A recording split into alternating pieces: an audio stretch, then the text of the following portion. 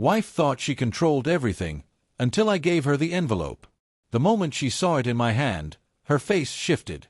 She went from confident, to curious, to terrified in seconds. And she should have been. Because inside that envelope was the one thing she never expected, the truth. Let me take you back. For years, my wife, Hannah, lived like she ruled our marriage. She controlled the money, the schedules, the decisions, the friendships. She even told me how to dress because presentation matters. She made every choice like she was the CEO and I was her assistant. And stupidly, I allowed it. Not because I was afraid, but because I thought I was keeping the peace. But peace doesn't come from control. It comes from trust. And she had none. Things reached a breaking point last month. She began staying out late, claiming she had important work meetings. I didn't question it at first. She had a demanding job, and I believed her. But the coldness started. The distance. The sudden annoyance at everything I did. She nitpicked my habits, mocked my decisions, rolled her eyes at things she once appreciated. Then she started hiding her phone. That was my signal. One night, she came home smelling like a perfume she didn't own, and definitely not mine. When I asked about it, she snapped, "Maybe try trusting me for once." But she couldn't even look me in the eyes. That's when I decided to stop playing the role she wrote for me. I hired a private investigator. Not out of anger, but because I wanted facts, not suspicions. And facts came quickly. Too quickly. She wasn't working late. She wasn't networking. She was meeting someone. Someone she called her escape. Someone she thought would stay a secret forever. But that wasn't even the part that stunned me. What stunned me was discovering how deeply she had planned to control my life while building a new one for herself. She opened a separate bank account. She cut deals behind my back. She even tried transferring part of my earnings, illegal by the way, into her private savings. She acted like I'd never notice. Like I was too naive or too loyal to see it.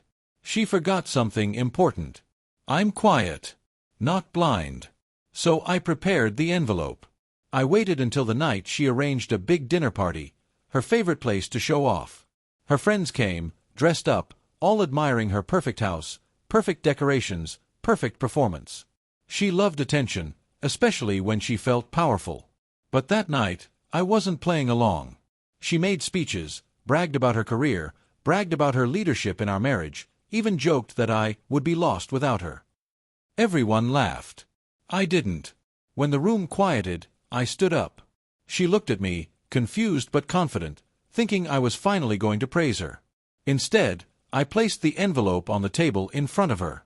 "What's this?" she asked sharply. "Open it," I said. She smirked at first, trying to act unfazed. But when she pulled out the first photo, her hand froze. Her smile fell apart. She flipped to the next page, a bank statement. Then another, messages. Then another, legal documents. Her face went pale. Her friends looked from her to me, whispering.